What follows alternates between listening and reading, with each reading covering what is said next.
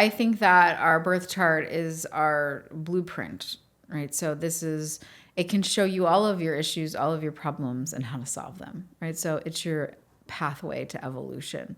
It shows you how to solve them. It shows you how to solve them.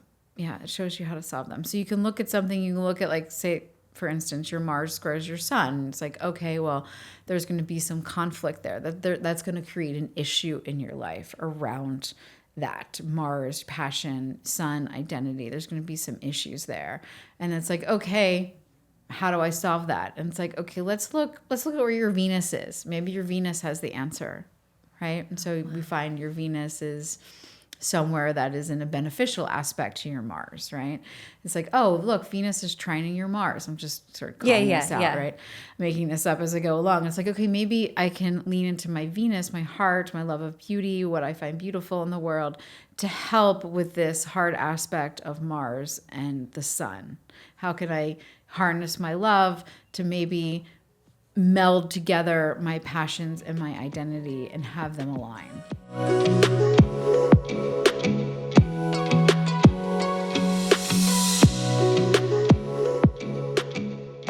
Well, welcome to the podcast, Jill. I'm so happy to have you here. Thank you for having me. Yeah. Okay, so we're going to start with gratitude, because I always love to start with gratitude. I would love for you to share 3 things that you are grateful for right now. I'm grateful for my kids' laughter. I'm grateful for the support of my husband in everything I do. And I'm grateful for my community. Wow. Your community, Jill. Can we just start with that? I mean, you just let me know right before we recorded that in Sayulita, Mexico, every single person in that town follows you. That's what I've heard. That's what you heard. I mean, I feel like you are the gateway to, Spirit Daughter is the gateway to spirituality, astrology, personal development.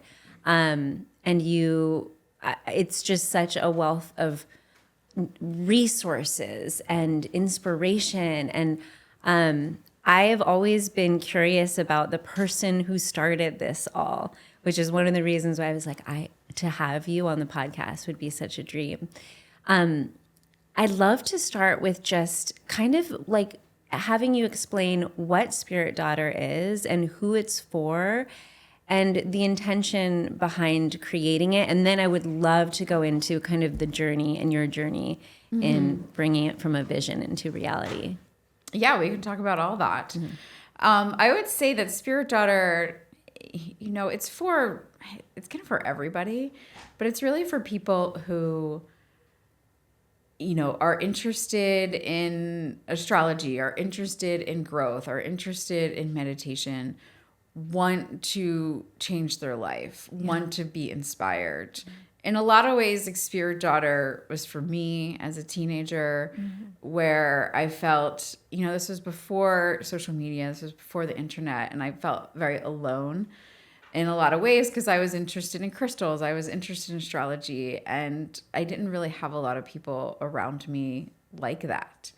Like the girls at my high school, they played field hockey, and like I am terrible at sports. And I just didn't really have a lot of people who I felt like I could talk to about any of this. Totally. And it just felt very underground at that time. And so I think, in a lot of ways, Spirit Daughter is for my 16-year-old self who was interested in all of this. And maybe that's like, my inner child, like the inner daughter, right? Coming out and, who's interested in all of this, doesn't really know where to start. Maybe feels like they have some support, but, because if you live in LA, you probably have some support now. Like, this stuff is everywhere, right? There's a crystal shop on every corner. Astrology is now very much mainstream. And so, then it becomes, we are an authority, right? I feel like the page is an authority in this sea of tons and tons of information. Like you can go on the internet now, you can ask ChatGPT things, you know, and then it becomes like, okay, well, how do I know this is real? How do I know this is accurate? And some people live their lives by astrology and by this information. And so I think now we've evolved into this place of authority where it's people trust me, they trust my voice, they trust the content that comes through the workbooks, they trust the content that comes through the courses. And it's taken on a very, life coaching through astrology type feel to it, where it's like, okay, you can come to me, I'll tell you when the new moon is, I'll tell you what that means, and then I'll tell you how to work with that energy in your life to create the changes you desire, all while helping you feel supported and seen in this journey. Beautiful. Beautiful. So I have so many questions about Spirit Daughter and about harnessing the energy of the moon and astrology. But before we even go there, let's start with your story, because you were saying that you had always felt connected and were interested in crystals and these things that maybe people weren't really talking about or practicing. Tell me a little bit about that. Like, where do you think that came from? Was it modeled to you? Did you read something? Did you watch something? Like, or was that all innate, intuitive? In some ways I feel like a lot of the things I've learned on my path of, metaphysical exploration, right, of all of these different energies, in many ways I feel like I'm remembering things almost like in a past life. I was connected to these energies, and not to get too deep into astrology right off the bat, but my south node is in Pisces, and many people with their south node in Pisces come into this world with an already expansive knowledge base of spirituality. It's just part of their karma. And so that goes for everybody, including myself. And so I feel like I was just naturally drawn to these things. And so I would stumble into a bookstore and I'd see a crystal or I'd see a book on astrology, and it would just awaken something within me. Oh, wow. And so I feel like I really went through a period of awakening to all of these things as a teenager, because I was seeking answers. Yeah. And there was no role model for this. My parents weren't into this. My parents were not hippies or anything like that. I did get into the Grateful Dead as a teenager. That was fun. Yeah. And so, in a lot of ways that sort of dive into music really opened me up to that. And so I think some of those early days, I was on a dead lot at 14 years old. So my parents didn't know. They know now. Wow. But I was going to say, wow. I mean, I actually saw, the Dead play in full, with Jerry Garcia in 95. Oh my God. I snuck out, and, it was a whole story. But, wow. And so I think, some of that was part of my early awakening, because if you've ever been on a dead lot, there's crystals, there's astrology, there's people, there's tarot, it's everything, right? Yeah. So I've never been, but I've heard. Yeah. So in some ways, I think, I was introduced to the Grateful Dead at like 12. And I think if anything was like my gateway, that probably was it. And and then, I would see these things. I would stumble into crystal shops. I'd see them in the dead lot. I ended up, following and touring with Fish in college, And so I mean, touring with them.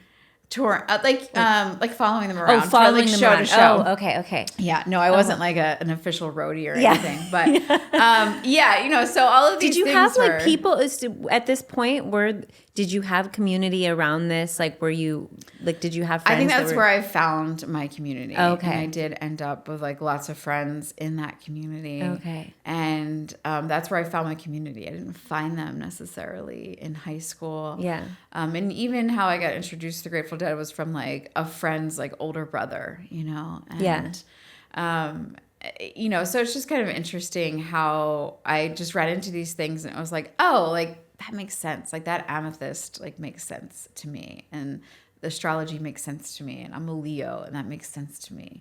What do you mean by when you say like that amethyst makes sense to me? Like, can we just, without going too like into crystals, but what does that even mean? Like I would see it and people would be like, oh, I'd see it and be like, what is this? Oh, it's for dreams. or it helps you access your dreams, your psychic vision. That's something amethyst does as a property. And I'd be like, oh, that makes sense. Like, yeah, of course. Like, I get that. Let me go sleep with that amethyst now. It makes sense because like it's a remembrance, or you would feel something in the actual energy. I think both. Like, it would feel aligned, and then also it would just be like, oh, okay. It didn't seem like this crazy concept where I was like, what are you talking about? Yeah. And some people, when you tell them about crystal properties, they're like, what are you talking about? I'm still not like into crystals, but I have, like, when someone says like this obsidian is grounding, I'm like, yeah, of course it is. I can feel that in it. Yeah. So there is, and I don't know if that's the energy or the feeling, or maybe both. Maybe both. Yeah, maybe both. Okay. It is very grounding. Yeah. And you can feel that. If you're tapped into any of these subtle energies on whatever system you're viewing it from, right? Because all these systems, these different energetic systems or lenses, it's like you can feel that. You can feel that energy. And with astrology, how did that come into your life? Like, was it a book? Because, I mean, to me, astrology is so complex. Mm-hmm. And I've always known my sun sign. I'm a Libra. Mm-hmm. But, then there's so many layers and so many things. And it feels like it's just never ending, right? All the different pieces and how you can look at things. Mm-hmm. Almost overwhelming to me in some ways, like it's so much. Yeah. But I would love to know like how it was introduced to you and what about that felt aligned and how you got into the work of really studying it. Again, when I was a teenager, and I just found a very simple book, the only astrology book you'll ever need. Oh. And it was just... Oh, that's what it's called? It's called. Oh, yeah. oh. That's the name of it. Oh. And I think there was something about, this was 95, 96. There was no internet. Yeah. And so, it was simple. It was like, okay, let me sit down and read this book and learn about these different pieces and handwrite the chart and plot it all out. There's no app to do it. And in some ways, I feel like, all this information right now is amazing and great and it's all at our fingertips, but it is overwhelming because astrology is one of those things that it's a science and there's tons of layers and ways you can look at things and there's aspects and there's this and you throw in the current astrology and relationship astrology and like... It can be very intense, but I think the way I learned it was just by like a very simple book where I'm just sitting there and, reading it step by step. It's almost like a Lego kit, right? I have kids, I have boys, we play Legos. And it's like there's something very simple about those like Lego instructions where it's like page 1, you do this, you build and the foundation. Builds on each build and build and build. And I feel like that's how I learned astrology, whereas I just built upon it in steps until it formed this larger picture. Yeah. And was it like just Astrology Basics 101, like at a high level, the idea is our souls come in and depending on the exact time, there's a certain energy and that affects who we become and who we are. Right. So at any given point, like right now, there's a certain energy. The moon is in a certain sign, the sun's in a certain sign, Mercury, Venus, they all have their positions, right? Mm-hmm. And so when a baby's born like right in this moment, which probably is one being born somewhere in the world, their first breath, they take in the energy of the moment, and that themes their energy, their personality, their vibration. Now, I would go as far to say that that baby somewhere in their energetic evolution chose to be born that minute because that's the energy they needed for their evolution. Their mission. I think that we are all on an energetic evolution connected to past lifetimes. And so we're all born at the exact moment that we need to be born to take in the energy that we need for our lives. So, Jill, I was mentioning that my husband and I, he's spirit. I think he would call himself spiritual, but not to the extent that I am, and he doesn't have the same interests and curiosities. But I did. We actually just went through a miscarriage about a few weeks ago. Mm-hmm. And I was immediately looking for the spiritual meaning behind it. Mm-hmm. And something, and I have 3 other kids. So there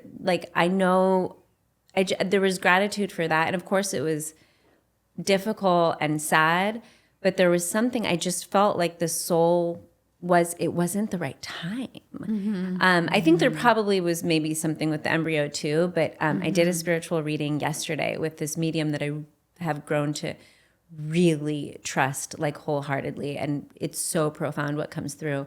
But she said this particular soul wants to come, is going to be born in August because it needs to be born in May. And she's like, I've never actually had this happen, but this soul is saying there's a certain mission and it has to, she also said it has to happen after the Lionsgate portal in August. August 8th. And so this soul is waiting.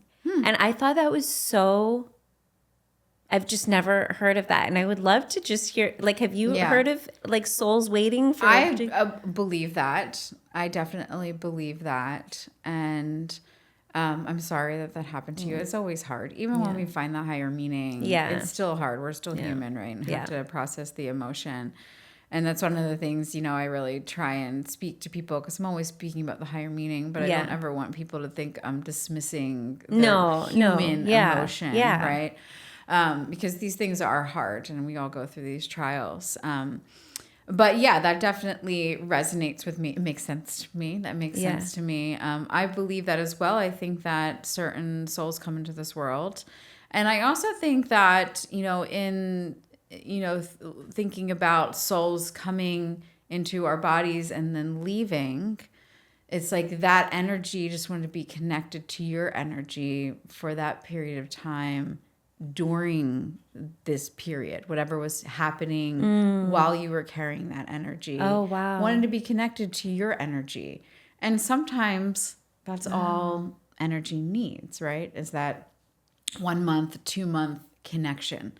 Wow. Right. And that's kind of how I've grown to really view the higher meaning of miscarriages. Because this does come up with the community a lot. And like I said, not to dismiss the pain and everything that goes along with that, because I think that all needs to be honored. But understanding it from that higher spiritual perspective of we don't have the full picture of how energy souls really work. We don't have that understanding. We're relatively young in our understanding of all of that as humans, right?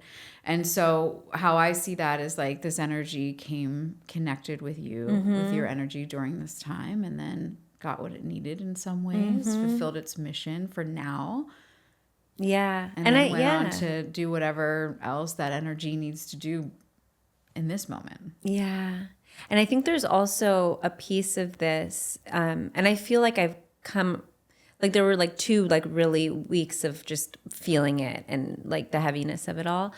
But I also think that it was part of my journey, like to experience that kind of loss. I'd never experienced miscarriage or any kind of loss like that felt so deep. And I think one of the reasons is like my children bring me so much joy, and pregnancy is such a sweet moment, like sweet time for me. And to experience the loss, it's like the whole polarity thing too of like, wow, the like experiencing the range of these emotions is, I think, also what we all come here for. Right. Yeah. Yeah. And there might be something in your journey that you need to learn that, maybe to share with other people, maybe to teach others, or maybe just for your own evolution. You need to experience that loss. Yeah. And that's the thing about our journey as spiritual beings, as energetic beings. They come with highs and lows. And so really finding the higher meaning, the opportunities in everything that comes our way is so, so important for our growth. Yeah. Because we don't always feel like we get to choose consciously our journey. In some ways we've already chosen it. I think we do have free will, but perhaps our higher self or some other part of us that's connected to the bigger picture, has chosen a path for us because we need to learn something in this lifetime. And, we just have to find the meaning and perseverance through that. Yeah. So this kind of leads me to wanting to ask you about manifestation, which in some ways feels like free will, right? Like you're creating the vision, and you are doing the visualizing and aligning your energy and releasing. But then there's the other part. Well, there is something that feels predestined about the journey that you're supposed to take. I would love to hear your thoughts on this, because you talk about manifestation a lot. Yeah. I talk about manifestation a lot. I think that we do have free will, and we do have the power to create our lives. But we are, there's like kind of like a clause there, right? So if you're sitting and you're meditating and a vision comes to you of what you want to manifest in your life, say on a new moon, I teach people how to set intentions and listen to their intuition on a new moon so they can manifest that vision. And so say a vision comes to you, that vision came from somewhere. It came from your higher self. It came from that part of you that is connected to the infinite universe, right? It came from the part of you that already knows your life path and has already chosen it, right? And so if you have a vision that you want to manifest, it came to you for a reason. Yeah. It's because it's aligned with you already. Like, we're not going to just think of things that aren't aligned with us. Well, what about all the people who are like, well, my vision is just to become a multimillionaire and like be on yachts all the time? I think there's a distinction between vision and fantasy. Yeah. And I talk about this. I talk a lot about this when Neptune stations retrograde every year, which is, at end of June. This year it changes slightly from year to year. But Neptune is the ruler of visions and dreams. And I really think Neptune retrograde is an opportunity for us to look at, okay, are my visions fantasies that I just created to distract me from my true path and my true purpose because I either, don't know them, I'm scared, I have fears. There's a whole bunch of reasons why we want to distract ourselves from our real path. Maybe it's challenging. Maybe it's hard. Maybe we have to do a bunch of work on ourselves. Maybe we have to go through trials and tribulations that will help us grow. There's many, many reasons why we would want to avoid our true path. And so just sitting around saying, I just want to become a multimillionaire and hang out on yachts, that feels more of like a distraction from your real purpose or real mission. Now, some people's path in life is to hang out on yachts. Yeah. Is it really? I mean, there's people who do it and do it well, you know, and that's part of their life path. It's not going to be part of everybody's life path, though. That's the thing. And it's like some people, like, that's part of it. But they're also, it's sort of like they've done something else. You look at the people who really are doing that. Like, I don't know. We'd have to ask them. But you take somebody like Jeff Bezos. Like, was it his vision to hang out on a yacht? No, his vision was to create Amazon. Right. He sat and like created that, and started it in his garage, and there's a whole story. Totally. And focused. And the yacht kind of like was the icing on the cake. Yeah, Leonardo DiCaprio too. Like he's earned the yacht through his acting. Yeah, and it's not even no, not earning it, but I know. But like, I mean, it's like the icing.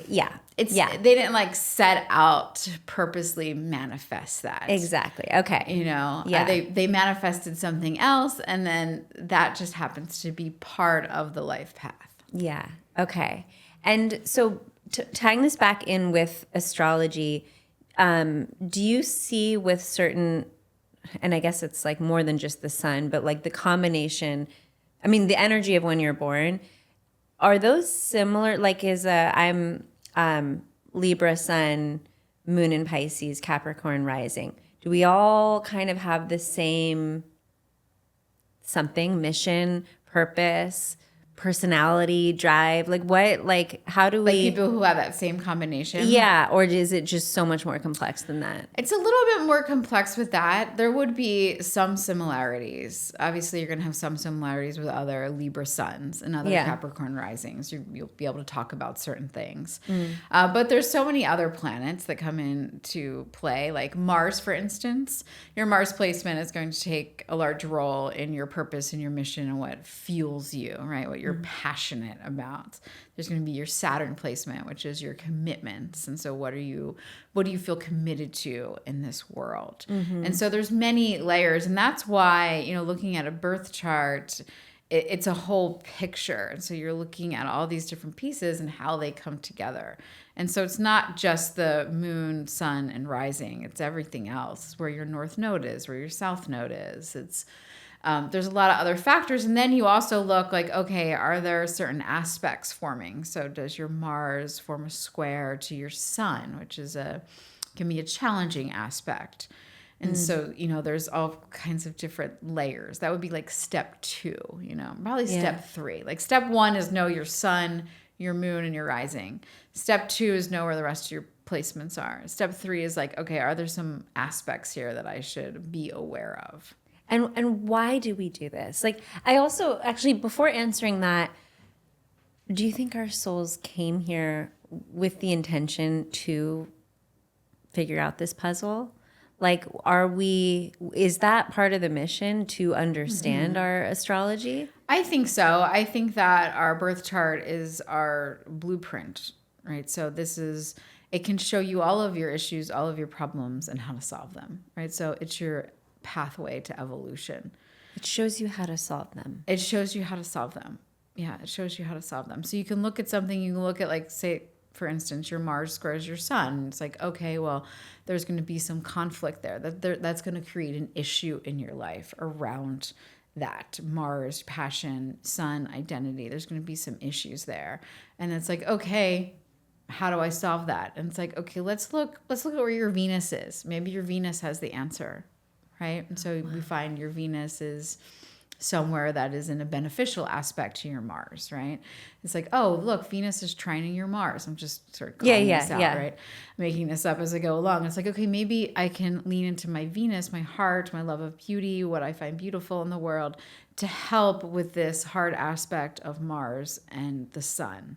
How can I harness my love to maybe meld together my passions and my identity and have them align? So when you first read the astrology book, was it that just feeling like this feels aligned? Like, how do we know this is true? I guess you can't. You can't prove anything. You can't prove anything. Well, you can, but I mean, yeah, you can prove some you can things. Prove some stuff. But even that's debatable. I mean, I know. Is it a wave? Is it a particle? Who knows, right? Yeah. Is it because, like, have you ever met someone where you're like, that does not resonate? Or their chart? Yeah, their chart. Or does it all really just feel like, wow, this is accurate? It feels accurate. It definitely feels accurate to me. I will say that I always take somebody's chart with, like, a grain of salt, because I do believe in the power of the mind and self-fulfilling prophecies. And so that's why I don't like to go too deep with parents into their kids' birth charts, because I don't want them to then overlay that onto the child. Oh, yeah. And sort of, start doing things like, oh, my son's a Leo, and, all of that. I will say, though, when I look at my own children, I'm like, I see their chart coming through. Oh, yeah. But, I do believe we have the power of the mind. And it's like, okay, well, if I know that Mars is making a hard aspect to my sun, and then I'm just going to kind of create that in my life, these obstacles and these barriers and these challenges, right? And so I think that in a lot of ways it resonates. We can look at the chart for information, but we also just want to be mindful that we're not taking the chart and then manifesting it. Right. We're not like creating it. Yeah. Does your chart help you manifest? Do certain signs manifest differently? Have you seen anything like? I don't know if they manifest differently. I think it really, you have to look at the current astrology, so like what's happening in the current astrology and how your chart is interacting with the current astrology. So there'll be times throughout the year that is going to be more beneficial for you to manifest abundance, or for you to manifest a speaking career or speaking engagements or something like that, So you look at your chart in the context of like, okay, Jupiter, for instance, just moved into Gemini. Where's Gemini in my personal chart? What house is that in? So what house is Jupiter moving through in my chart? So say Gemini is, we'll just say we'll align with it. You're ruling your third house, right? And that's the house it naturally rules. But say in your chart, which is not, because that's not your rising, but we'll just say in your chart, Gemini rules your third house. Jupiter's moving through your third house. That's communication. While Jupiter's in Gemini, that's going to be a very beneficial period for you to communicate, for you to take speaking engagements, for you to manifest speaking events, things of that nature. Oh, wow. Okay, this is a perfect segue into, because today is a new moon. Right. It's a new moon in Gemini. Correct. Can we talk about how lunar cycles and the moon, or how we can harness the power and energy of the moon, I guess from the manifestation standpoint, but also just for like feeling our best and creating a life that feels aligned and fulfilling. Yeah. And so I guess that is manifestation too, but yeah. So the new moon is the time when you set your intention. So we like to look at the lunar cycle as a blueprint, right? That's how I see it. It's a blueprint.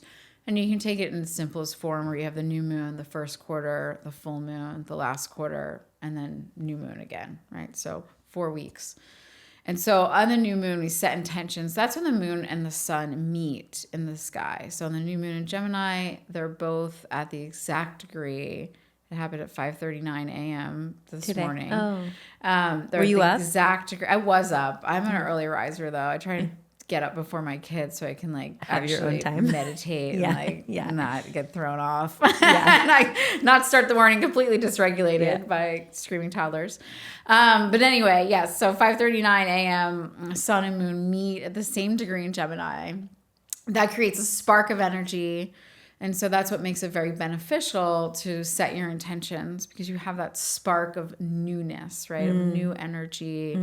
It also allows you to just, the darkness, I think, the darkness of the moon, the new moon cycle allows you to go in and listen to yourself a little bit more. Yeah. But this is the new beginning, right? This is the start of the lunar cycle. And so you set intentions. What do you want to do for the next 4 weeks?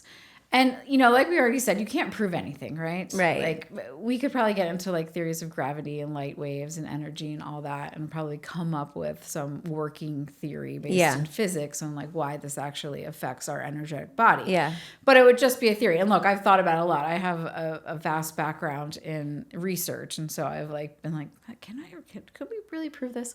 But even if we can't prove it, even if we're just completely making it up, right? It's still a time every month for you to check in with yourself and say, is this what I want to do?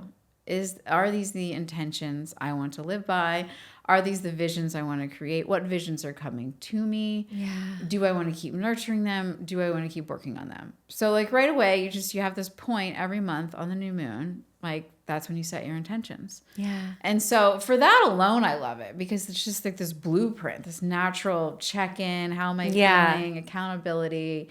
And so whether you believe in the new moon energy or not, this is the time to do it. It's a good practice. Yeah. It's a good practice. This is the journal for the new, for the sun season and the new moon. Correct, and I would love to hear, because you have a whole, can you share a little bit about what you've created? Because it's evolved, and how people can use your workbooks and in their own practices. Yeah, so that workbook, that covers, since the sun sign, right, the new moon is always in the same zodiac sign as the sun season, right? So sun is in Gemini, new moon is in Gemini, and then our full moon would be in Sagittarius, and so we have a separate workbook for that. But that, people can use throughout Gemini season, and then there's half of it is dedicated to the new moon, and it actually started as just a new moon workbook back in the day. I was holding new moon circles right here in Santa Monica. And really? That's where I started. Oh, cool. And people love them. And we started seeing, changes in people. And they'd come back. The same people would come back every month. They'd be like, oh my gosh, this happened. I manifested this. I left my job. I realized I had to do this. I realized I was in a toxic relationship. It gave me the courage to do this. And it became about in part that accountability, that monthly check-in, like what am I working on? It's different than goal setting, right? When you set intentions, like you're working on like your lifestyle, how you want to feel, like the visions you want to create. And a lot of times when I'm instructing people to set intentions, it's not about the details, it's about the feeling. So like going back to the yacht, the people who want to manifest like being on a yacht, well, I would say to them, well, what is the feeling? Like, why don't you manifest the feeling? If you're on this yacht in the middle of the Caribbean or whatever, what is the feeling? Like, focus on that, right? Because that's what's most important. Right. And so in any event, I created these workbooks, and they started out as just new moon workbooks, and that's all we had. And it basically was like a new moon circle in a workbook for anybody to use, anybody in the world. And for people to do their own circles, and right? For people to do their own circles. And rituals. With themselves, with others, for them to just feel like they had a guide. And so there's meditation in there. There's everything I did in person, right? So I would talk, I would explain the energy that's in there. There's meditation, there's yoga. We would do all of that in these circles.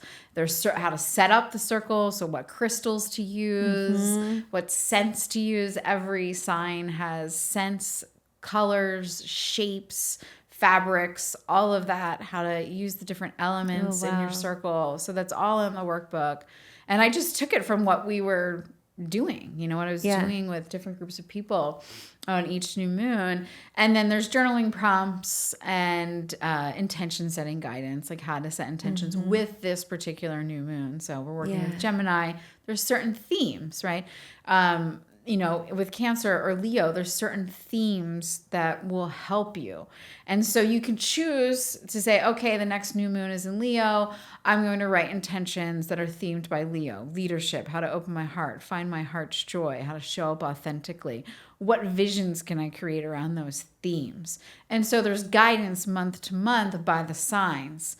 So it really is, kind of step by step. I love like that. This is your complete package. Yeah.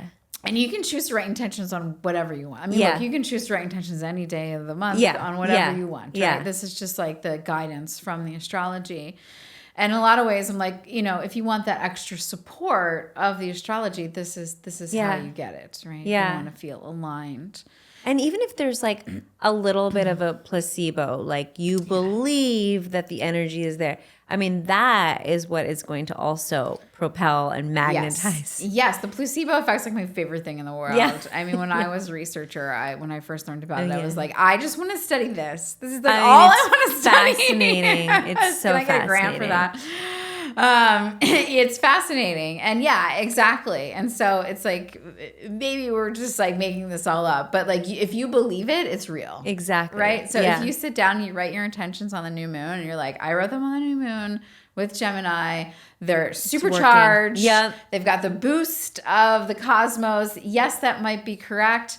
Yes, you may make it correct. Yeah. Either way, it works. Yeah. Right? Either way, it works. Because like I said, I do believe in the power of the mind. Like I'm trained in neuroscience. Like the mind is just absolutely fascinating. And what we can do with it, we don't even know yet. Oh, I know. Okay, can we go through really quickly? So we're in Gemini right now. And this is about inspiration, right? Or what?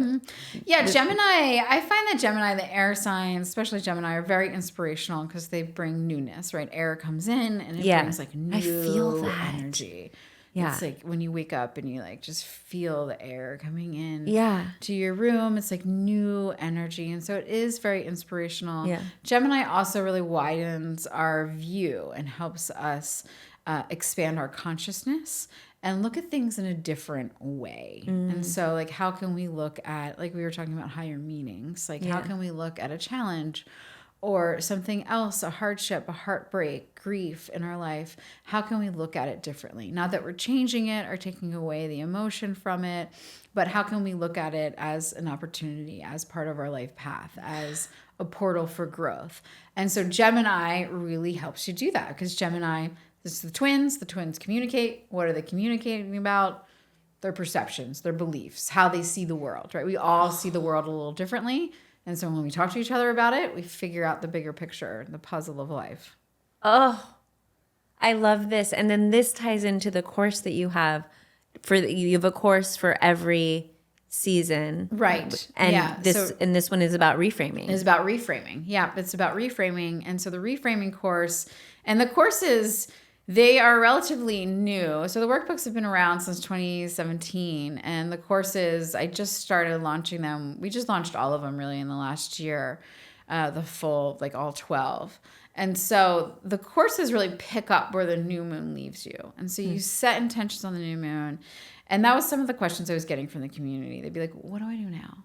Yeah. And it's like, for a while I was like, well, you just hold the vision, which, yes, that's part of it. But now I'm like, well, you do the course. Yeah. And so the course is in a lot of ways, this is the work, right? Yeah. And so this is the work. This is finding out where you need to take action, where you don't need to take action. The reframing course, for instance, for Gemini, it's like, okay, like I know I need to change my perceptions in order to manifest these intentions. How do I do that? Right. So this is how you actually manifest your intentions. And some of that might be, I need to wait, or I need to learn to breathe more. Yeah. The reframe course, a lot of it is like about language, the role of language in your life. How do you talk to yourself? How do you ask people to talk to you? I just had like an interesting conversation with my husband this morning, about something. And I was like, hey, look, I can hear what you're saying, but I really don't, I'm not responding to your tone. Like the way you're saying it, I'm not able to receive the information. Could you say it like this instead? And like mirrored it back to him. And it was like the same thing, but it was like, this, you have kids, right? It's all about the delivery, right? Yeah. And so, Gemini is very much about that. And we do that with ourselves. It's like we have these running inner mantras and affirmations. Some of them are like from our parents and our grandparents. And like they just are on automatic replay. They're like a broken record, right? And, we can do all this work. We can set our intentions. We can have these visions. We can be doing other work. And then we've got this like subconscious, unconscious mantra running in the background. Yeah. That is like, you can't do that, or, whatever. And it's like, so taking that, rewriting that, understanding that, and then really also embodying a growth mindset and understanding what that means. Yeah. So a lot of the work I do, and I think from astrology to the courses, is like, what does that mean? Yeah. Like we talk about spiritual awakening. What does that mean? Like I remember somebody texting me and being like, I'm having a spiritual awakening. I need your help. And I'm like, what does she mean, spiritual awakening? And like, I know what that means to me. Yeah. But a lot of like the work I do with the spirit daughters, just like defining these terms and in a way, making them understandable, like breaking them down to their basic parts so that anybody feels like they're approachable. It's a very approachable method, gateway, as you said, to astrology, spirituality, all of these things. And so the reframing course, like, okay, well, what's a fixed mindset? What's a growth mindset? How do I know if I'm in one or the other? And so we talk about all of that. Amazing. Yeah. Okay. So then we move. So we're in Gemini season. When we move, next is Cancer. Maybe we can just like touch on what the theme is, and then what the course would be, or what someone would work on. Cancer is all about self-care, intuition, receiving information, really putting yourself first a lot of times. So every energy has a low side, a high side. And so the low side of Cancer would be, putting somebody else before you, people pleasing, putting somebody else's needs. It's the sign of the mother, right? And so this is like what mothers do a lot of the time, Could be also over mothering the people in your life. Sometimes as a mother, you've got to step back and let them figure it out. I've learned that with my 2 boys. They're like, I'm an only child, and my husband comes from, he's one of 4. And so they're just getting into that where they're like fighting over a toy or something. And like, I want to go run in. And he's like, just let them figure it out. They've got to learn to figure this out, And so, that's very like Cancerian, where it's like, okay, I want to mother, but maybe I need to step back. So like understanding that and really coming from your intuition. And so Cancer season is about listening to your intuition, feeling your intuition. That's the course that we have in Cancer season, is learning like, the different types of intuition. There's all these different types of intuition. How do they come to you? Like understanding them through the chakra system, like how each of them express themselves. Like there's visionary intuition, there's gut instinct, which is most closely linked to that mother intuition, right? There's creative intuition. So there's different types. There's, clairvoyance. There's just tons of, And so the Feeling Intuition course goes into all that. And then it goes into like one of my number one questions, which I had a webinar on, which is, how do I know the difference between my intuition and my anxiety? And that is like so key because it's like, I'm worried about something. Is this my intuition telling me to get involved? Yeah. Or is it my anxiety? Right. And so Cancer season's about all that. And then it's also about just self-care, taking care of you, lots of space for baths and journaling and meditation so that you can feel grounded and solid within yourself. Process your emotions. Cancer season's all about processing your emotions and knowing that they, in a lot of ways, are the gateway to your intuition. And so we feel our intuition. Yeah. So if we're shut down from our emotions and we're closed off and we want to suppress them or we only want to feel the good ones, you can't do that. You can't choose, right? Yeah. What you feel. You're like, if you're a feeling person, you feel the good and the bad. Yeah. And you have to open yourself up to your emotions and feeling them to access your intuition because your intuition's felt. Mm-hmm. And so I talk all about that in the Cancer Workbook and the new moon. And then we, again, for the people who want to deep dive into this, we have the Feeling Intuition course, which we actually turned into a whole self-care challenge this past. We put in yoga and all kinds of fun things for people to really give themselves the self-care they deserved when they needed it. I love something you put on your website. I think it was on your website or it might have been a post somewhere, but just like, pro-con list is great for like where you're going to go to dinner, but not for your big life decisions. Like that's where you really need to like be able to listen to your intuition. But to do that, you have to be like connected emotionally. Yeah, and you have to start small. And I talk about that in the course. The course has a whole like guidebook to how to trust your intuition. And it starts with like small things like what should I wear today? Yeah. Or what should I eat today? Yeah. Like things that don't have major consequences. Like you don't want to start using your intuition on like what city should I live in? Right. Right. Should I marry this guy or not? Yeah, exactly. I mean, your intuition could definitely tell you, but for you to really trust it, you almost need to like do these little things and then keep a journal like an evidence, Yeah. I'm like, this is your evidence that you can trust your intuition. This is, you followed it. I love that. And this is what happened. Yeah. And so that's part of also the course. But again, it's like, you write your intentions on the new moon in Cancer. Maybe they're around intuition. Maybe they're around self-care. And it's like, okay, well, how do I do that work? Oh my gosh, I love this so much. Okay, I don't, are we gonna have time to go through all of them? Because I think this is so fascinating. I don't know. Can we just go through all of them? Can I get to Leo and maybe Virgo? Can I hear Libras? Well, that's relationships. It's relationships. Mm-hmm. Okay. So Libra's all about relationships. Yeah. But there's a lot to that. So it starts with a relationship with yourself. And so in Libra, I talk a lot about what brings you inner peace and what are the tools that help you.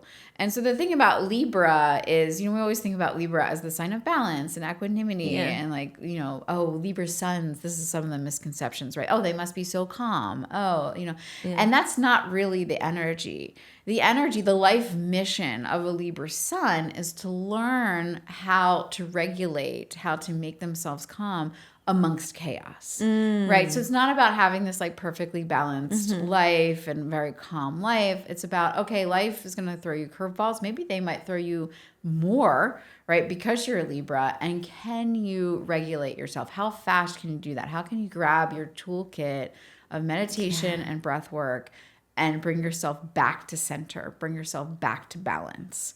Right? That is your journey as a Libra sun, is to learn that. It's not just to be balanced all the time. Yeah. It's to go, okay, I live in chaos, right? The world is chaos. How can I regulate myself amongst this chaos? How can I notice I'm about to be thrown off balance and cut it off at the pass? Yeah. Right? So that's the journey. That's where like the evolution of your chart and your sun sign starts to show up. Oh, wow. And then once you're there, right? So then Libra goes in deeper because it is about, there's a relationship aspect to it. So Libra is the sign of relationships, the sign of union. And so it starts with the relationship with yourself. Once you can find that inner peace within, then you can truly connect with somebody else. Wow. Just like we were saying in Cancer season, you can truly connect with, your intuition. When you're at peace within yourself, you can truly connect and empathize, right, with another. You can you can start to develop emotional intelligence. Like real emotional intelligence. This is like, it just resonates so deep. It's like everything you said, it just like, it hits right. Like it just feels right. When you were, if someone is born in a certain season, and is there any like more power when you're doing a new moon and I'm a Libra and I'm doing it in Libra season, or is it? Yeah, I think that it's not that there's more power. It's just that I actually like to look at people's moon sign. So if your moon, where'd you say your moon was? Pisces, right? So your moon's in Pisces. We'll have a lunar eclipse in Pisces at the end of September. That's going to be very powerful for you. So I like to look at like moon, sun to sun, right? Venus to Venus, if we're looking at that placement. So that's going to be very powerful for you because that's hitting your chart, your house. It's activating your personal moon sign. And so you might feel more emotional. You might feel that you're more intuitive, right? Especially with a Pisces moon. Pisces moons tend to be very intuitive. You may feel that there's like more opportunity for you to do the work that is available on a Pisces moon, which is really stepping back and being the observer of your emotions, learning how to create space between what happens and your reaction, right? This very Pisces energy. Understanding your spirituality is very Pisces energy. So that all may feel more available to you to work with when the full moon or new moon is aligned with your personal moon sign. Okay. Wow. How do you do all of this? Because you have there's so much content that you're creating. There's your courses, there's your workbooks, there's all the content on Spirit Daughter, there's these webinars and lives, and you have 2 young boys. And I guess I'm just like, how do you do all of it? Or it's been a gradual, and I guess we didn't really even finish your journey, but like moving into this, was this all part of the vision, or has the vision continued to evolve? The visions continue to evolve. The courses were definitely like an evolution of the vision, where I just saw the need for them. And I was like, oh, let's do this. And they were almost an app. And I was like, oh, let's do courses and see what happens. And, I've worked with different coaches and business coaches, and I've learned to run the business. Like, I think running the business side of Spirit Daughter has been my learning curve. So all of this I don't want to say it comes easy to me, but like, I love to write. I could sit down and like write all day long, just put me in a cave or by the beach or something, and I'll just write. I love to write. All of this is knowledge I feel I have. It's within me. It's tip of tongue. And so I love writing. I love creating the captions, the quotes, like all of that. Do all your captions? I don't love writing emails. I do. You do all the captions on Spirit Daughter? I do almost all the captions on Spirit Daughter. Yeah. But it just like comes out. And that's the thing. Like Are you channeling it, or like I think a lot of it, it's like it's like a combination, Yeah. And like I said, it's just all so and there. It's all your research background too. I'm sure everything you did, like the psychology, all comes into it. All play. comes into it. Exactly. Yeah. So it all just feels like very integrated within me. And so like I write the workbooks, and like I'm writing the workbooks, and it's all within me. So if I write the caption on Instagram, it's like I've already written the workbook. Like I already know that, and I've written these workbooks. But like the email, I don't love writing emails, I don't either. And Well, sometimes I also don't do. think I'm great at them. Like I think for me, it's like I have a little bit of a block. I love when I sit down and actually like do it, and then it flows out. Yeah. But for some reason, it always feels like it's going to take a long time, or like something. Yeah, or like the stuff where it's like we're a business, so some stuff has to have like a marketing angle. Like, I'm just not like great at that. I'm not like a conversion copywriter. You know? So but then the other pieces of the business, like managing people, like understanding our systems, and like it's crazy the learning curve I've had to go through, which is part of my evolution, where it's like, okay, like I had to learn, like everybody's like, I need an SOP, or you need SOPs for this. I'm like, what is an SOP? And now we have like SOPs, and like everything is documented, and we have like Loom training videos for everybody. And it's How big is your team? Have a great team. I think we're 7 right now. Oh, wow. And then we have like some agency support on different angles. And I have like a fractional CMO and things like that. And so, but like learning how to, what I needed for support, and understanding like how to train people, how to onboard people, putting systems in place so that everybody could like do their job. Cause there's like a ton of back end stuff that happens with Spirit Daughter that I don't think, it's not fun to talk about. If we were on a business podcast, probably. Yeah, no, I think it's interesting, because there are sometimes you think, oh, this is like easy to put together, but with every time you launch something, you have to create new landing pages, you have to change the website, you have to you have to make sure everything works seamlessly, and then testing things, and then we have like our subscriptions. Like it's I'll tell you one thing, it's very, very hard to have a subscription product based upon the moon. Oh my gosh. And like the subscription people look at me like I'm crazy. Like when we were first figuring out the system years ago, I'd like be on the call with these subscription platforms and be like, no, I needed to go through every 29 days. And they're like, wait, what? And so it's like figuring all of that, all those pieces out. And like if people say subscribe to the Gemini workbook today, they want the Cancer workbook like in a couple days, right? And so like getting the systems, the bigger systems to like meld to the moon, to the lunar cycle, like that in itself is a whole process, Oh my gosh. So, just figuring all those pieces out have been like my learning curve. But the more I figure out and hand over, I can have more time to myself to write and create, because that's what I really like to do. And like that's the stuff I can't outsource, right? Totally. I'm not gonna like outsource like writing a course or something. You know? But I will outsource like what is the marketing plan for the course. And like what is the landing page and all of that. Creating the SOPs. I hope you're outsourcing that. I don't want to create SOPs.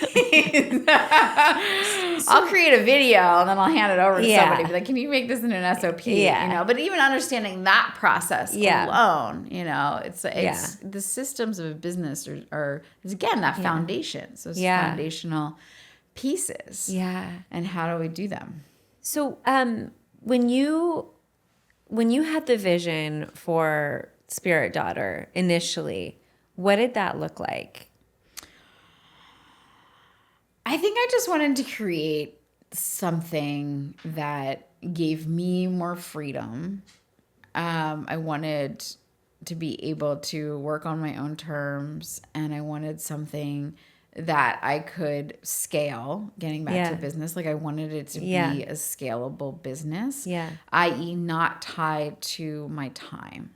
Right? So I did create it as a business. So maybe I know more about business than I thought. But, at the time I was like running around LA teaching yoga. When was this? This was 2016. 2016. And so, LA, it's like so hard. And I was limited. I had a great private practice and I was doing Newman circles, but I was like limited by my actual time. I had to be physically present. And so I wanted to create something where it wasn't tied to me having to show up somewhere in the valley in traffic. Right. It was very practical. And the workbooks really just came as an intuitive hit of like, this is what I need to put out into the world. And like, this is it.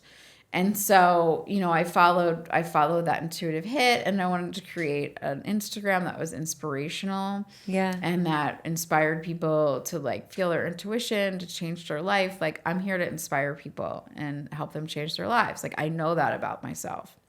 And that includes healing, that includes feeling their intuition, feeling their power, keep going in the face of adversity, like all of those things. Like that mission.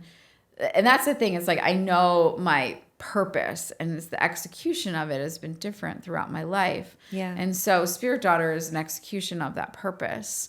And, the new Moon Workbooks, I was like, this is it. Let's print them, let's ship them. They're scalable. Let's see what happens. And so, like, has your following just kind of grown organically over time? Or It's up until right now, it's all organic. We just decided to like launch an ad campaign for the purpose of email list growth, which is like not for the purpose of growing the following. It's like a very different strategy. Yeah. But up until like today, oh wow, literally, it has been 100% organic. And has it just has anything like has it been kind of just like a slow growth over these?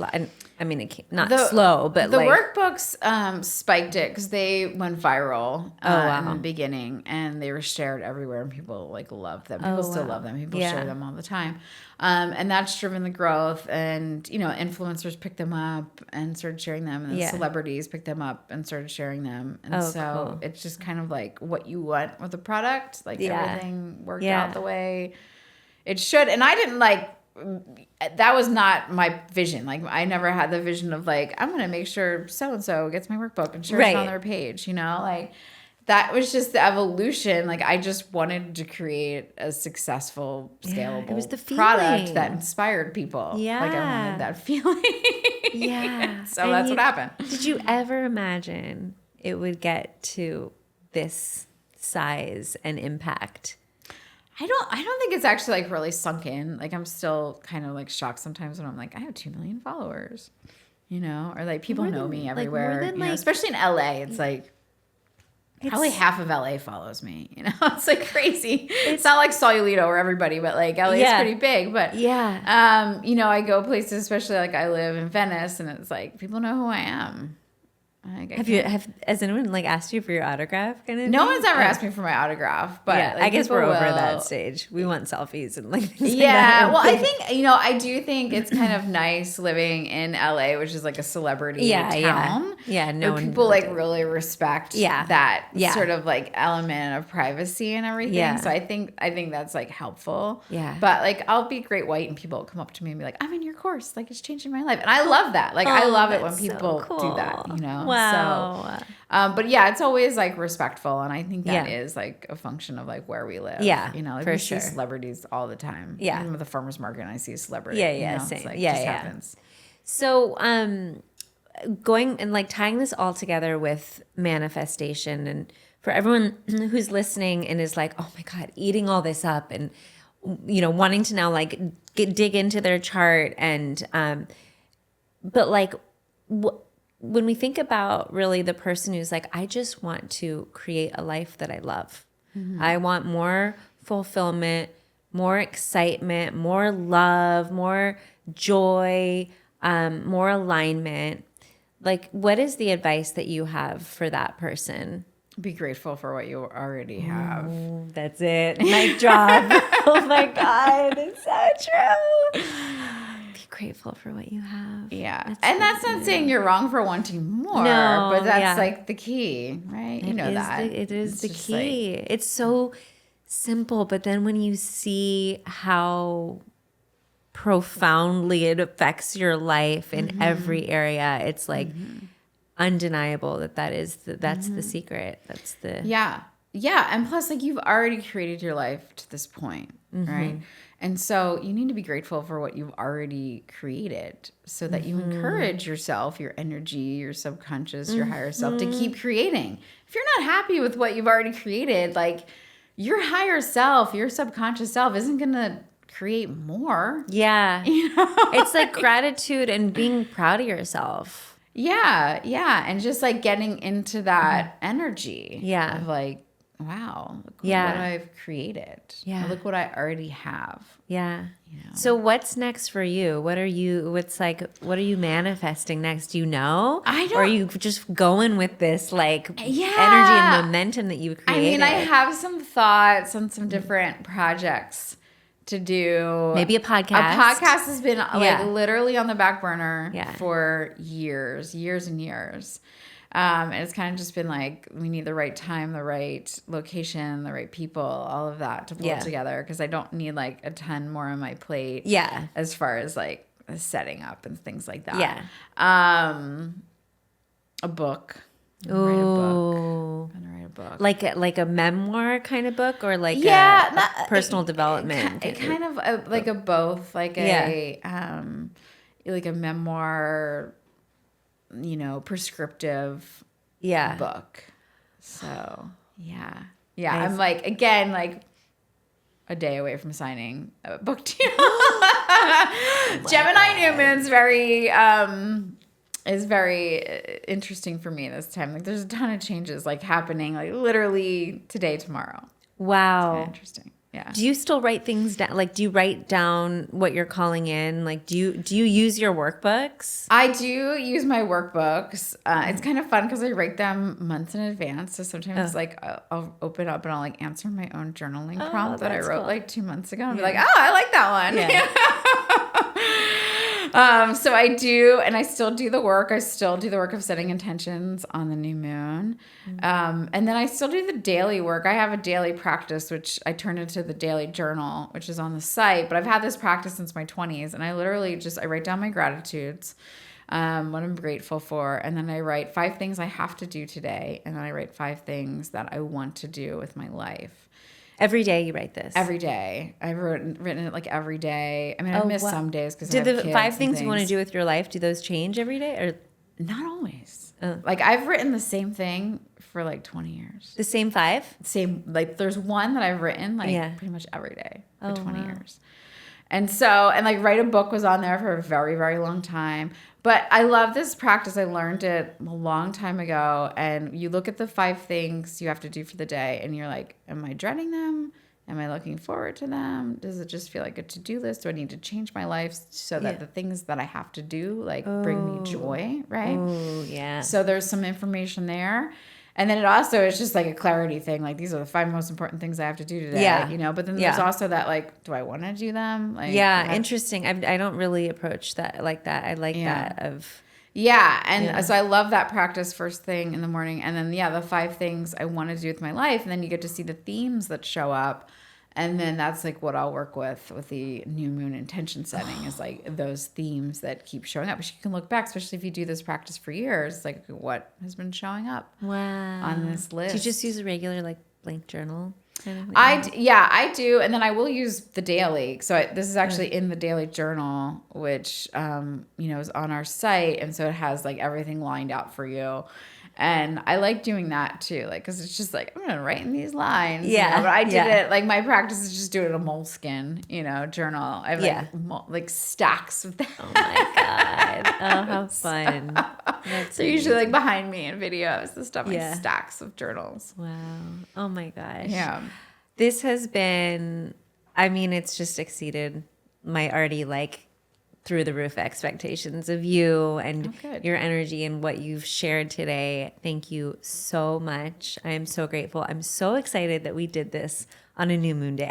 I woke up today, Jill, feeling so inspired, and I haven't felt this way. I was actually worried for a few weeks. I'm like, am I ever going to be inspired again? I was just kind of going through, and sometimes that happens, but then of course it always shifts back. Yeah. But I woke up feeling it, and then I realized, oh my God, it's the new moon and I'm interviewing Jill. It just feels like so right. You got your magic back. I got my magic back. So we know people connect with you. Go to Spirit Daughter. Go to your website. You've got so many things there. And also like your tarot decks and do you call them, you don't call them tarot They're decks. manifestation cards. Manifestation Again, they're like a cards. daily practice, so you can pull cards. I love card pulling. Yeah. I love that deck. It's so beautiful. Yeah. That was something I channeled. That's like a book, and I wrote that book so quickly, and I just like channeled it. Oh, wow. To the point where like I'll read it, I'll be like, "Is this good?" Oh, wow. How cool. But it just like, and did you came write all the through me. cards too? Yeah, the cards, I came up with all the cards. I didn't design them, but I came up with like all the cards and all the mantras on the cards and their names and everything. And it's like what I spent 2021 doing. I think it was 2021. Oh, wow. Maybe it was 2022. Anyway. Yeah. Okay, so it's your website. It's Spirit Daughter. Everything's Spirit Daughter. Everything's Spirit Daughter. Yeah, everything's Spirit Daughter. Amazing. So you can just remember that and put it in all the things. We'll put it in all the things. Thank you so much, Jill. Yeah, thank you for having me. grateful. This has been great.